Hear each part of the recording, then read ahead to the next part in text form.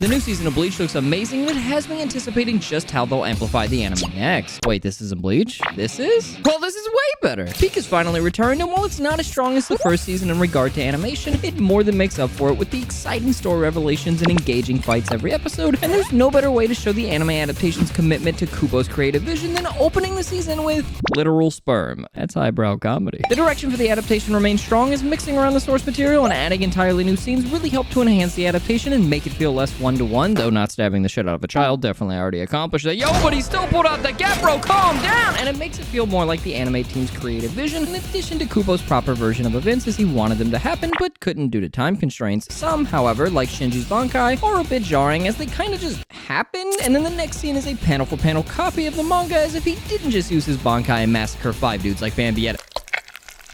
But it still embodies what makes Bleach, like Shinji's Bankai not only just being the fake Zanpakuto Aizen made up for himself, which in turn epitomizes the 10 out of 10 shitpost that is Shinji, as he exists only to be a loser, yet had the ability to prevent Aizen from being a threat, but he's written in such a way that he never learns his lesson of being too overconfident, and not only gets his shit kicked in every time because of it, but also everything he's proud of is just something that Aizen did better, except for his lolling, my wife! It shows that this entire new series understands Kubo's shitposts and meta jokes much better than the original ever did, and they're likewise cognizant of his rule of cool to a T, from extremely slick title cards to making the dog do this sick as hell walk with his Bankai towards Hitler Christ, all while ensuring the character remained consistently written just like Shinji's by having him be so loyal. He got that dog in him, literally. The fact that Komamura was not only loyal because of Kubo's consistent dog gags, but also because he turns into a literal dog is what makes it both hilarious and great writing, because it all happens by not taking his own advice about being blinded by revenge. Come take a look at what's happening. Kubo is the type of author to never let up on his gags, and that's what makes his characters so fun. Just like Shinji finger-wagging that Bambi still had inverted controls, only to get f***ing blasted as a result. He knew he f***ed up. It's that consistency in the writing, whether it be character action or silly gags, and the variedness of his characters' personalities that make them all feel fun and unique, instead of just boring archetypes, and that in turn makes the cast not feel bloated despite the absolute ridiculous amount of characters, which is in stark contrast to something like Jujutsu Kaisen, where all the women are written in the exact same way, but that's okay because I want Maki to step on my balls. That said, Jujutsu Kaisen Season 2 does certainly have Bleach beat in the animation and direction department this season. Although Goshizono on JJK goes for a more cinematic and experimental approach to amplify what is an otherwise kinda boring series, but still maintains the integrity of the source, Taguchi, the director for Bleach, likewise understands Kubo's vision while maintaining his own in the same way Goshizono does, thus it's both the animation and what they do with it that really separates the two. Just let me trace the lines! Whilst both series have similarly strained schedules, JJK is working with much simpler character designs and, in conjunction with the direction, is able to produce absolutely stunning results every week, while Bleach is a lot stiffer in its approach. It is possible that Bleach is saving its best animation for bigger scenes later on in the season, and that JJK could go to complete shit in its remaining episodes, but as it stands, Bleach has certainly been under-delivering on this front. Is that Jesus on a helicopter? 10 out of 10, I take it all back. It is able to mask it, however, and they can even make CG look cool as shit through cunning camera angles and great directing, but some scenes are just laughably bad and very disappointing when the previous season was much more consistent with its animation to the point where it wasn't all that noticeable. But scenes like Masculine, ring the bell, James! Hey, mister!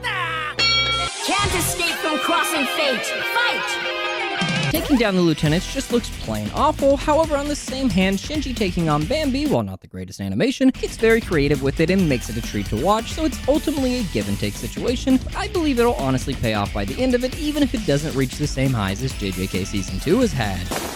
I'm foaming at the mouth. While the original anime didn't do most things well, it did certainly have a lack of CG, and, more importantly, much better music. And while this new adaptation still wins out in style and substance, the heart of Bleach, which is shown perfectly in the opening alone, the original still trounces it in the music department, and while the music placement in this latest season is improving, they're still insisting on repeating the same tracks over and over again, rather than reaching into their bag and using any of the other bangers Sagisu produced for the original series, or literally anything new in general, with the exception being Shinji's smooth as hell new theme. Yo, you got fucked at it! But unlike both the original and the first season of this series, the pacing has greatly improved. They are still adapting scripting 4 to 5 chapters per episode, but it no longer feels like they're rushing through anything like some of the previous episodes in the previous season did. And it feels like things are naturally coming to a head with more scenes of Uryu actually doing things and scenes elaborating on the true nature of the Soul King, complete with fantastically animated and directed scenes with Strawberry as we watch what appears to be an attempted soul suicide before it quells itself to reveal that he does indeed have the ability to contain all 4 powers and races at once, just like the original Soul King. And the show is being very obvious that they're clearly just using him, which in turn sticks to Kubo's great foreshadowing, and even foreshadows that the ending of the anime may be different from the manga because Strawberry facing Jesus kinda hinged on Strawberry not knowing anything about the Soul King whatsoever, whereas here he's getting clear flashes of what exactly he is, but I highly doubt that'll change anything because Ichigo is the type to never compartmentalize things and instead just plays number 1 in his head whenever anything complicated happens.